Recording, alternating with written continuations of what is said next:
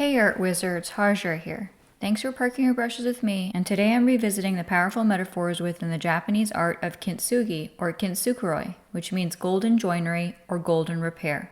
So today I'll be upcycling a mostly useless tiny art palette into a beautiful decoration and conversation piece. I'll do an updated palettes video sharing all my current palettes soon, but this video will show just a few, specifically this 3D printed ceramic palette I've had for a decade. The other two sizes are usable and the overall diameters are about the same as my favorite little round 3¼ inch palettes. I really love round palettes as they let me mix my limited color schemes around a wheel. But this one with the largest number of wells has really inconvenient 1/4 inch size teeny wells that are mostly useless for paint retrieval or paint mixing. It's supposedly for paint color storage, but I don't enjoy using such small wells for that either. I've tried using it several times over the past decade and it's always just been a hassle. So I figured I have a few other art palette decoration pieces that I really enjoy, a hanging metal ornament, a ceramic ornament, and a palette serving platter, and probably a few more that I'm not thinking of. And I've also reused a larger circular porcelain palette as a jewelry dish as well. So why not add a customized palette decoration to my display while simultaneously making use of a useless palette that I forked up a costly $55 for all those years ago. A lot of potential to be super satisfying, right? Putting paint in it like it used to have would look too informal, so instead I'm going to bedazzle it with different colored glitters that I have lying around and set the glitter in the wells with glossy accents faux resin. As I'm embarking on this visually tasty, palette glamorizing endeavor, let me explain why this sort of upcycle or repair of an object, whether it's an artwork or garment or piece of furniture or whatever, feels so good to us, or oddly satisfying as clickbait videos dub it. Again, Kintsugi means the art of golden repair in Japanese and utilizes liquid gold or other precious metals plus lacquer to honor mending of broken pottery and thus make the repaired art even more stunning than the original unbroken object. Rather than denying damage, Kintsugi underscores rupture and repair as part of the meaningful history of an item.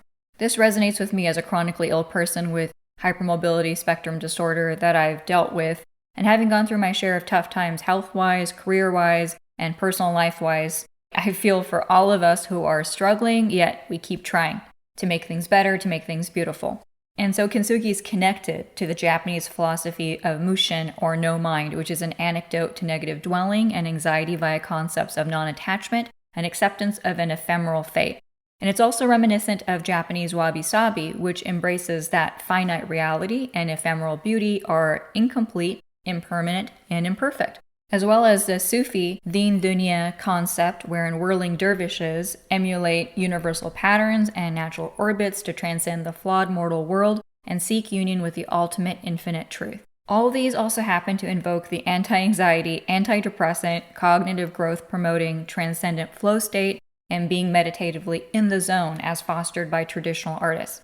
All are diverse manifestations of the same philosophy, demonstrating how, in both art and life, we can embrace beauty and imperfection, submit humbly to inevitable damage as a path to healing and unique growth, and sagely surrender to and appreciate our mortal and yet still noble beauty of brokenness.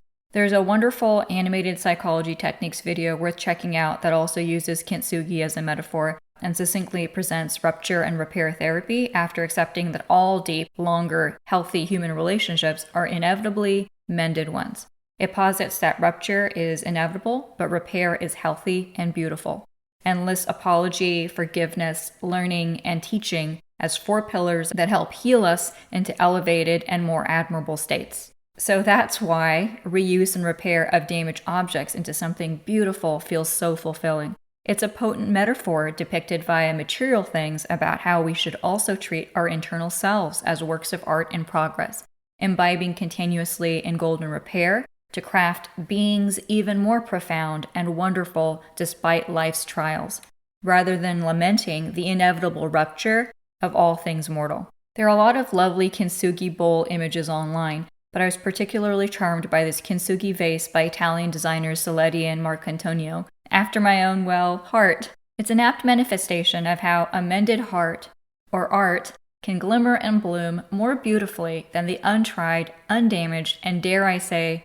bland original vessel. Well, art wizards, on that note, I hope you're inspired to do golden repair of your own in visible and invisible forms. I'm pretty happy with my little Kintsugi palette project, and even happier with the bowstring philosophy it'll remind me of each time I see it.